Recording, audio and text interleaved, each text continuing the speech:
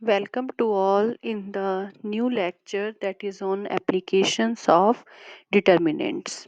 So now in the earlier lecture we studied about the determinants, properties of determinants. So now we will study about the applications of the determinant. So what are the applications of the determinant? From the determinant we can find the area of the triangle, we can find the area of the quadrilateral, and we can solve the system of equations of two ordered and three ordered by the Cramer's rule by using the determinants. So first we talk about the area of a triangle. So the area of a triangle whose vertices are x1, y1, x2, y2 and x3, y3 is given by the expression, means we have a triangle which vertices are x1, y1, x2, y2, x3, y3. Then what is the area of triangle? The area of triangle is this 1 by 2 and determinant of, so we have to arrange our vertices in the determinant is like that. Our first vertex x1 y1, x2 y2 and x3 y3 in the three rows, and the third column is 1 1 1. Always it is the third column is we have to put 1 1 1. So now we can find our the area of the triangle. So when we expand this along, suppose we expand this along c1, so what is our expression? That is half of x1, so we have to hide first row and first column, so we have y2 minus y3 plus x2. When we take the x2, so now we have y1 minus y3. So because here we take the plus, so minus minus it become plus and it become y3 minus y1. Next is plus x3 and it become x3, so we have this, we have to remove first row and third row and first column, so it become y1 minus y2. So from this expression we can calculate the area of the triangle. So let's take an example for this. Here the area of, we have to find the area of the triangle which vertices are given minus 1 8, minus 2 minus 3 and 3 and 2. So now what will be the area of the triangle? The area of the triangle is half determinant of x1 y1. So our x1 y1 is minus 1 8. So we put here minus 1 8. x2 y2. So x2 y2 is minus 2 minus 3. So put here minus 2 minus 3. And x3 y3 we have the 3 and 2. And the third column is our 1 1 1. So now solve this determinant and we can find the area of the triangle. So now this is half of, so we can expand our uh, this determinate, suppose we expand it by row 1 along r1, right? So that is minus 1, so r1 when we expand it along r1, so we have to hide r1 and c1, so it become minus 3 minus 2. Next with minus 8, because we solve our determinant by the sign, this is our sign is this plus minus plus minus plus minus plus minus plus, right? So now this is minus 8 and it become minus 2 minus 3 plus 1, so we have to hide this and this, so it become minus 2 multiply 2, that is a minus 4, and this become plus 3 3 is a 9, right? So now this is, after solving this we get our value is 25, so 25 square, because we have to calculate the area of the triangle, so our answer is 25 square units. Now next we have the collinear of 3 points. So what is the collinear of 3 points? Means when we can say that our 3 points are collinear. Suppose we have the 3 points A, x1, y1, B point is x2, y2 and C point is x3, y3. We say that these 3 points are collinear. So what is the condition to collinear? It the condition for 3 points are collinear that the area of triangle ABC should be equal to 0. If our area of the triangle is equal to 0, so we can say that our these 3 points are in collinear, right? So what is our area of the triangle? Our area of triangle is half of x1 y1 x2 y2 x3 y3 1 1 1. This is equal to 0. So if our determinant this is equal to 0, so we can say that our 3 points are collinear points. So now let's take an example for this. So our example is, if the points x minus 2 5 2 8 8 are collinear, find x using determinants. Means we have that these 3 points are collinear, so then we find the x. So how can we find here x? We know that what is the condition for collinear?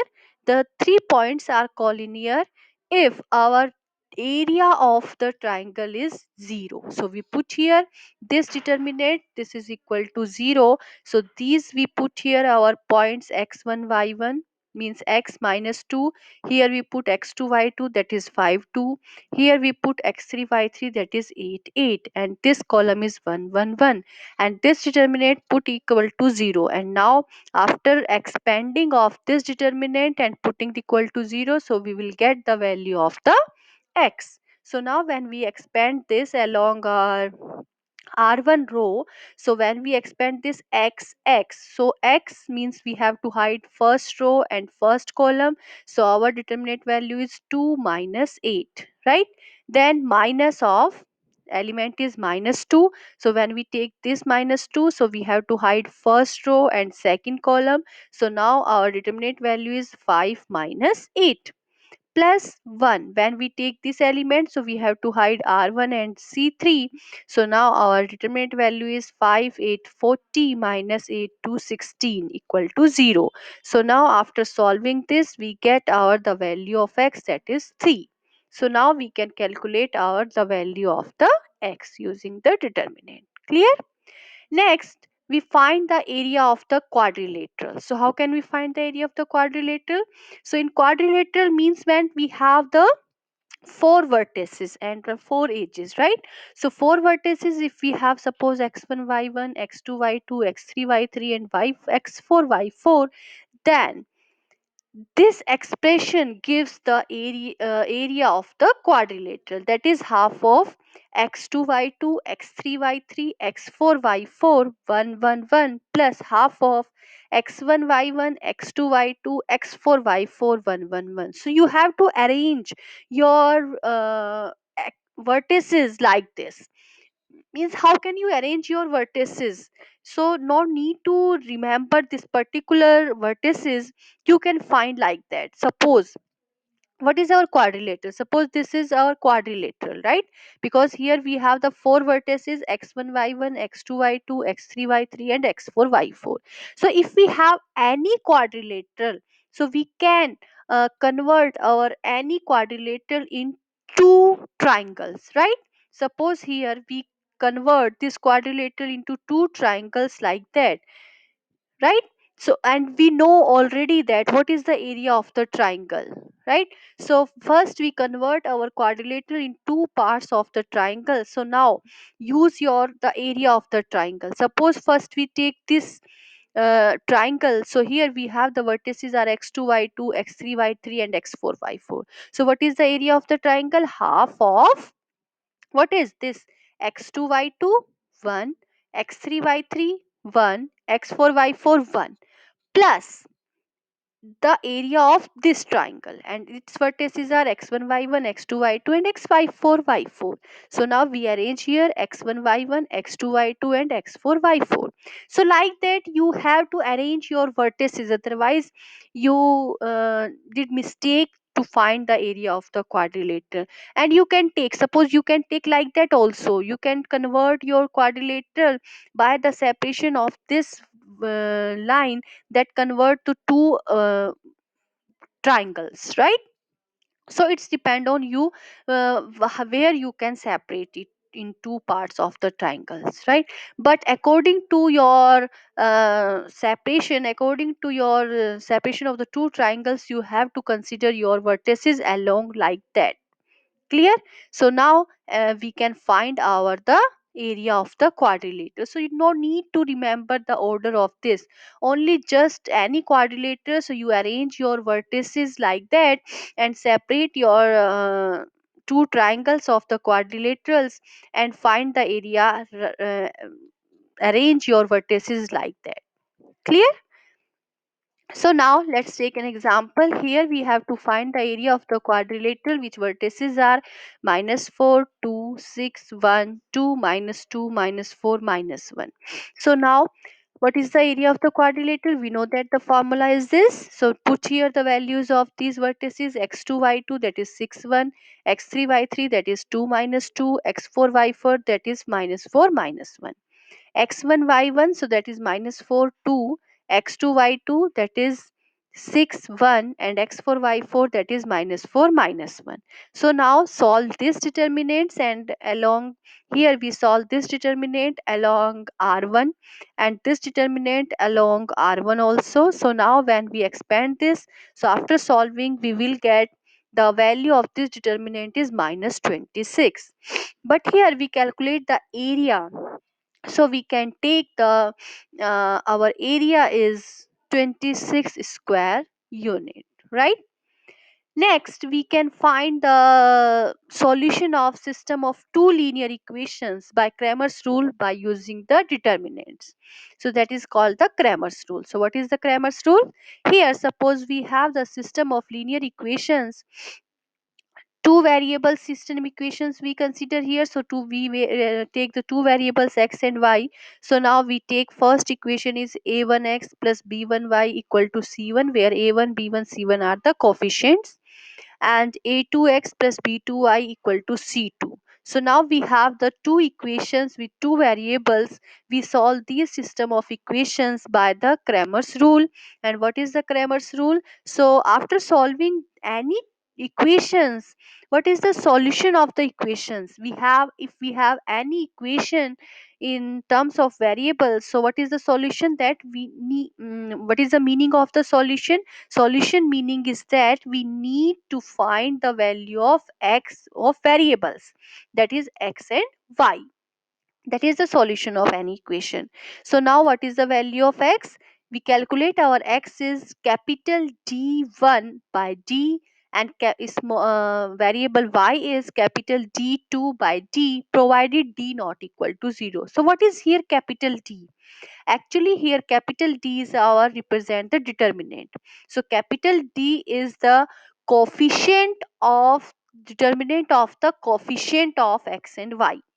So coefficient of x and y, a1, b1, a2, b2. So our first capital D is denote the coefficient of the variables determinant, and D1 determinant is D1. So D1 is for x variable. So we take here our the values of columns in the determinant, that is C1, C2, B1, B2. So you have to, here you have to remember this arrangement, right? C1, C2, B1, B2. Next D2, we calculate our D2 is D2. So we have to take A1, A2, C1, C2. So like that you have to remember the arrangement of the columns in your determinants D, D1 and D2.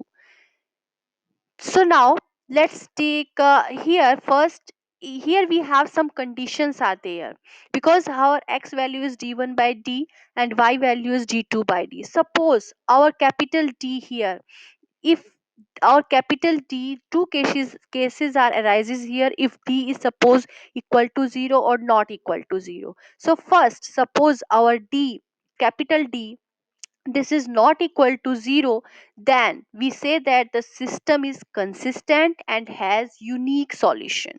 Because in the equations we have the three conditions, three type of solution should be there, will be there, that is unique solution, infinite number of solutions, or no solution. So first, if our D not equal to 0, so we say that our system is consistent and has unique solution. Consistent means we have the solution, any solution. If no solution of the equation, so we can say that it is the inconsistent system. Next, suppose our D equal to 0, and with this d equal to 0, our d1 is also 0 and d2 is also 0. So in that case we say that our system is consistent but has infinitely many solution, not the unique solution. So that is the condition if d equal to 0 and d1 and d2 both are equal to 0 after calculating. So our system is consistent and has infinitely many solutions. Next condition is that if our d equal to 0 and any one from d1 and d2 that is not equal to 0, so we say that our system is inconsistent and the given equations has no solution. Right, means we can't solve these equations, we can't solve the value of the variables in that equation if our d equal to 0 and d1 d2 not equal to 0. Clear? So now let's take an example for this. Here we have to find the solution of this system of equations by Cramer's rule. Equations are 2x minus 3y equal to 7 and 3x plus y equal to 5.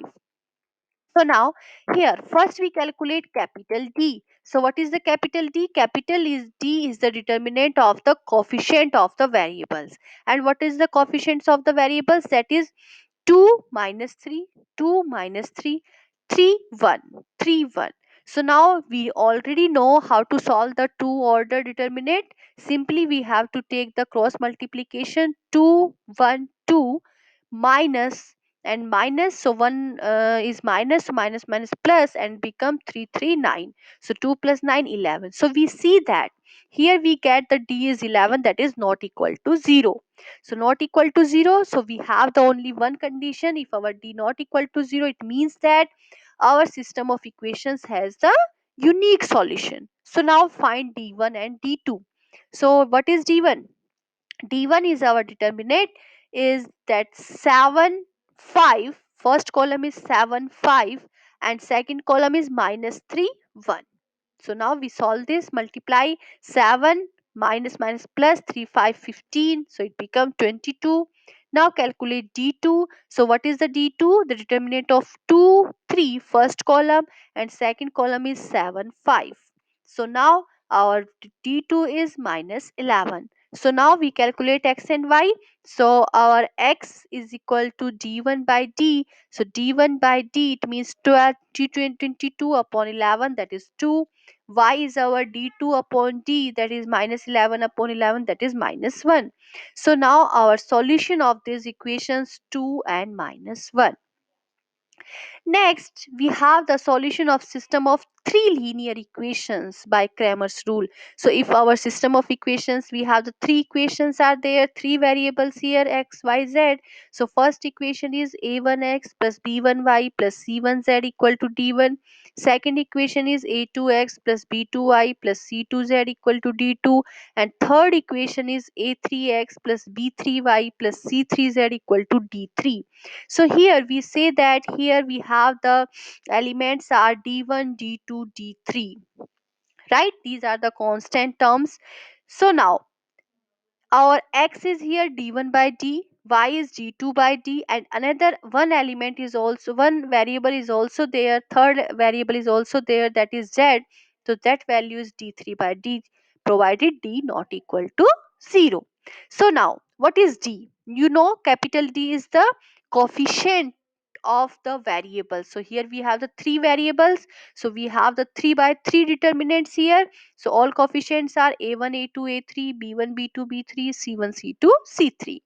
Similarly the d1, so what will be the d1 here?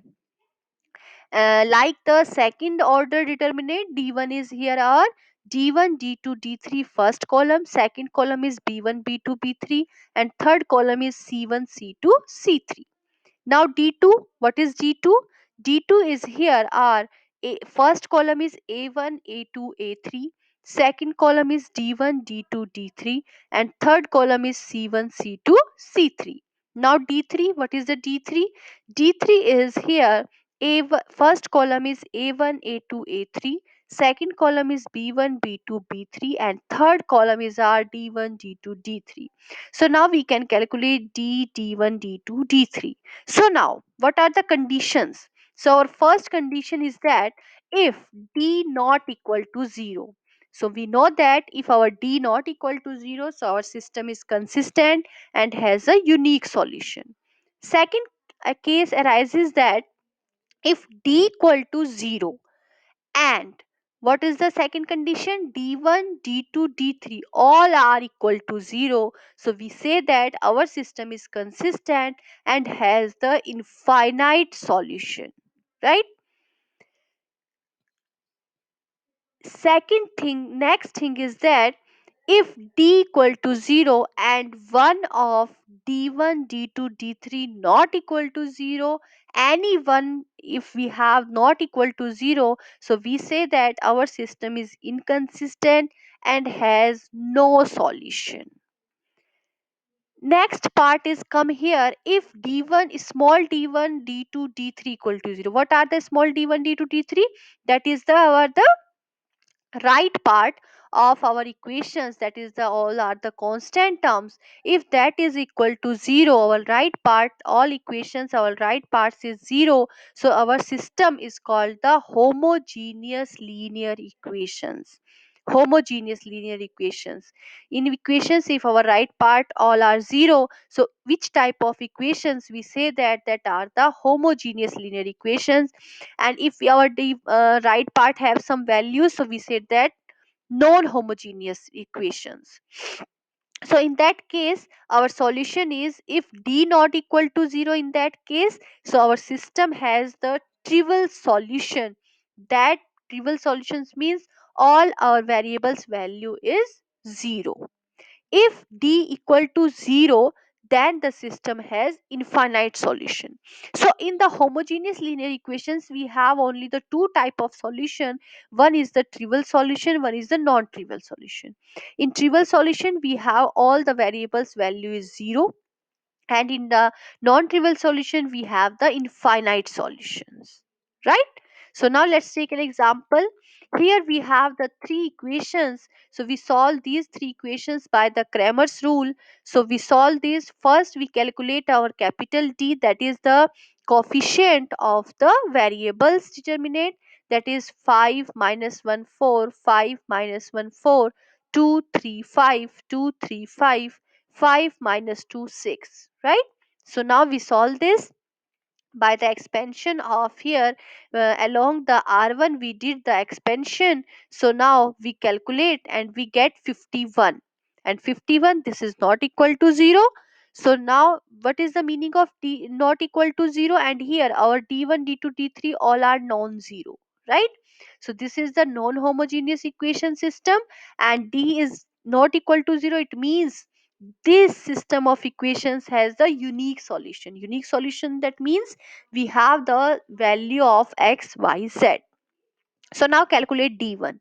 So what is the d1, how to calculate the d1? D1 we calculate, so we put here our first column is 5 2 minus 1, second column is minus 1 3 minus 2, and third column is 4 5 6. So now we can expand this determinant and find the value of d1, that is 153. Next we calculate d2. So what will be our d2? That is our 5 2 5, 5 2 minus 1 4 5 6. So now our value is 102. Now calculate d3. When we calculate d3 and expand this determinant, so we get the value of d3, that is minus 102. So now calculate the variables of x y z. So we know that d not equal to 0, so it has the unique solution. So we calculate x is d1 by d, and our d1 is 153 and d is 51. So now when we divide this, so we get 3. Y is our d2 by d, and so we get 2, and z is d3 by d, so we get, after calculating, we get minus 2. So now what is the solution of the given equations? That is 3, 2, minus 2. The values of x, y, z. Clear how to solve the system of linear equations by the Cramer's rule? Fine, clear. So now let's take another example, that is for homogeneous linear equations. What is the homogeneous means? Our right part is 0, x plus y minus z equal to 0, x minus 2y plus z equal to 0, 3x plus 6y minus 5z equal to 0. So what to do here? First we calculate capital D. Capital D is the determinant. Here we have the coefficient of the variables, that is 1 1 minus 1, 1 minus 2 1, and 3 6 minus 5. So when we solve this, sorry, here it is straight line, right, not the matrices form. So here when we calculate this, so we see that our d equal to 0. So now d equal to 0, it means that we have the infinite many solutions. So what is the meaning of infinite many solutions? Means we have to put, to solve these equations, we need to put z equal to k in first two equations. So we put z equal to k in two equations, so we have x plus y equal to, if we put z equal to k, so our first equation become x plus y equal to k. When we put here z equal to k, so our equation become x minus 2y equal to minus k. So now by Cramer's rule, our x is d1 by d. So what is our d1? What d1 is for two equations. Actually, we calculate our now only two equations. So that is become d is k minus k 1 minus 2, because we put here z equal to kr. So it become k by 3, and y is d2 by d. So now d2 by d, it give 2k by 3. So now when we calculate our these two values x, y, and z equal to k, so this values of x, y, z should satisfy our third equation. So it satisfied our third equations, these values of x, y, z. So we say that our the values of x, y, z are x is k by 3, y is 2k by 3, and z equal to k for all real values of k. So this is the solution of the given differential given equations in terms of k, because it has the infinite number of solutions. K, we put any value of k, suppose 1 2 3, any real value, so we get our different value of xyz. So that means we say that our solution is the infinite number of solutions, right? So now today's lecture is completed now. Thank you. Be happy, be healthy.